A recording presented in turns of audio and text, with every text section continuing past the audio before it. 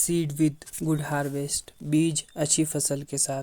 परमेश्वर में अगर आप बढ़ना चाहते हैं तो हमें देखते रहें, और यदि आप हमारी मिनिस्ट्री में बोना चाहते हैं तो चेक द डिस्क्रिप्शन।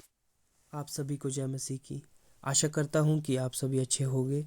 आज मैं एक अति महत्वपूर्ण विषय को आप सभी के मध्य में लाया हूँ। अंत के समय में मनुष्य में दुष्टता। आज कुछ प्रश्नों के साथ मैं आरंभ करना चाहता हूँ। क्या आप भी तो आज आलसी नहीं? क्या आप आज ऊँघते तो नहीं? क्या आप आज परमेश्वर के लिए समय दे रहे हो? क्या आप प्रार्थना, बाइबल अध्ययन और उपवास में दृढ़ता के साथ हो? परमेश्वर का वचन कहता है, जागते रहो, उस घड़ी उस समय को कोई नहीं जानता। आज के समय में लोग ढीठ, आलसी, घमंडी हो गए हैं। वे इस छोटे से जीवन में बस सोना और खाना और सुख विलास के ही चाहने वाले हैं। कैसे? आइए हम जाने कैसे। पौलुस तीमुथियुस को इसके बारे में बताता है, आप अपने आप को जांचें, क्या इनमें से आप तो नहीं। इस पद को आप पढ़ सकते हैं 2 तीमुथियुस 3 अध्याय उसका 2 पद से लेकर 5वें पद तक। अधर्म यानी जिसमें धर्म का कार्य ना हो। आए हम इसे पढ़े। लिखा है, पर यह स्मरण रख कि अंतिम दिनों में कठिन समय आएंगे, क्योंकि मनुष्य स्वार्थी, लोभी, डींगमार, अभिमानी, निंदक, माता पिता की आज्ञा टालने वाले, कृतघ्न, अपवित्र, दया रहित, क्षमा रहित, दोष लगाने वाले, असंयमी, कठोर, भले के बैरी, विश्वासघाती, ढीठ, घमंडी और परमेश्वर के नहीं वरन सुख विलास के ही चाहने वाले होंगे।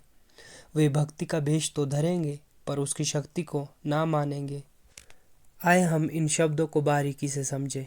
जैसे कि स्वार्थी यानी कि स्वार्थ की सिद्धि चाहने वाला, खुदगर्ज इंसान, आत्मार्थ जो सिर्फ अपना ही सोचता हो ऐसा इंसान, लोभी यानी कि लालच करने वाला, क्षुब्ध और कंजूस इंसान, डींगे मारने वाला, गप्पे मारने वाला व्यक्ति, अभिमानी, अहंकारी और घमंडी व्यक्ति, निंदक यानी कि निंदा करने वाला, जो किसी भी कार्य में अपयश करने वाला और किसी की बुराई करके अपनी मन की ईर्ष्या, कुंठा और प्रतिशोध की भावना को शांत करने वाला व्यक्ति, माता पिता की आज्ञा टालने वाला, जो कि बुजुर्गों या अनुभवियों की ना सुनने वाला, अपने ही मन की करने वाला व्यक्ति हो, कृतघ्न किए हुए उपकारों को ना मानने वाला, अपवित्र, अशुद्ध, मलिन मन वाला व्यक्ति, दया रहित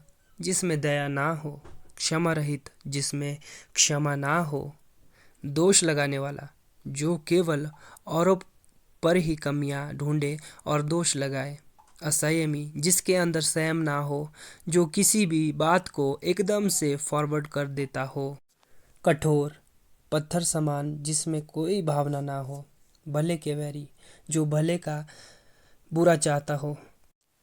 अब आप अपने आप को जांचें, कहीं आप इनमें से तो नहीं। क्या ये सब बातें आप में तो नहीं? आप खुद में आत्मिक फलों को भी जांचें।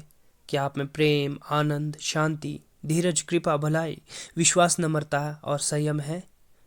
यदि आप में अभी भी अधर्म की बातें हैं तो वचनों को हमेशा याद रखें।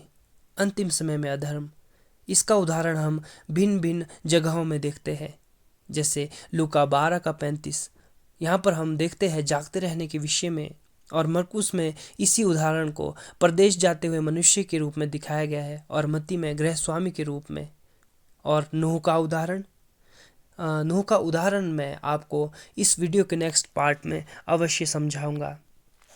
और लूका में भी गृह स्वामी के रूप में यह उदाहरण दिया गया है। इसको समझने के लिए हमें इसका कुछ निचोड़ निकालना होगा। जैसे कि कमर क्या है, गृह स्वामी कौन है, दिए जलते रहे क्या दर्शाता है, रात का दूसरा और तीसरा पहर आखिर क्या दर्शाता है, भोजन क्या है, चोर कौन है, और द्वार खोलने के लिए तैयार रहो, ये शब्द क्या बताना चाहता है। आए आप सभी निकाल सकते हैं लूका 12 अध्याय उसकी 35 आयत। यहाँ पर हम जागना दोनों प्रकार का देखते हैं, शारीरिक रूप से भी और आत्मिक रूप से भी। हमारी कमरे बंदी रहे और दिए जलते रहे। गृह स्वामी यानी कि परमेश्वर यहोवा, कमर यानी कि तैयार रहने के विषय में, दिए जलते रहे यानी कि जागते रहने के विषय में, आत्मिक रूप में भी और शारीरिक रूप में भी। दूसरा और तीसरा पहर परमेश्वर के लिए सुबह की प्रार्थना बहुत ही आवश्यक है। भोजन यानी कि वो सब वचन और गुड़ बातें और रहस्य की बातें। और यहाँ पर परमेश्वर सेवा टहल करने की बात भी करते हैं, जिस प्रकार स्वर्गदूत यीशु मसीह की सेवा करते थे। चोर, यहाँ चोर की तरह आना यीशु मसीह का भी है और शैतान का भी, क्योंकि लिखा है, यदि घर का स्वामी जानता कि चोर किस घड़ी आएगा तो जागता रहता और अपने घर में सेंध ना लगने देता।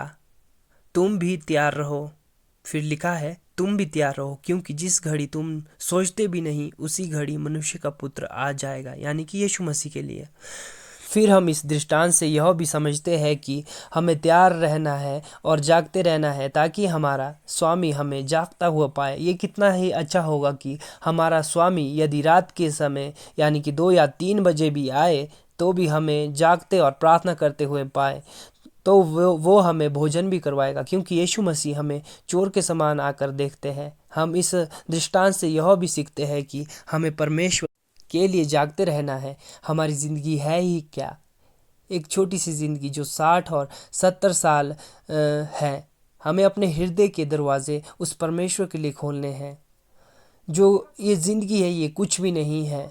हम लोग भाप के समान हैं, जो थोड़ी देर दिखाई देती है और फिर लोप हो जाती है। इस कारण इस छोटी सी ज़िंदगी में अगर आप सोना और कंफर्ट जोन ही चाहते हो तो क्या फ़ायदा। दूसरा पत्रस 3:10 कहता है, प्रभु का दिन चोर के समान आ जाएगा। क्या आप उन कुंवारियों की तरह उगने और सोने तो नहीं लगी कि प्रभु अभी तक नहीं आया, अभी और सो गए और आलस करने लगे हो? तो उठो, जागो, परमेश्वर द्वार पर ही है। इस छोटी सी ज़िंदगी में सोने पर समय बर्बाद मत करो, क्योंकि लिखा है, प्रभु के यहाँ एक दिन 1000 वर्ष के बराबर है और 1000 वर्ष एक दिन के बराबर, यानी कि दिन भी अच्छे से डिकोड और 1000 वर्ष भी। अंत में इस वीडियो के पार्ट को समाप्त करता हूं और अगले वीडियो में हम देखेंगे कुछ अंतिम बातें। आशा करता हूं कि आप समझ पाए होगे और आप जाग भी रहे होगे, क्योंकि प्रभु का दिन चोर के समान आ जाएगा। सबको जय मसीह की।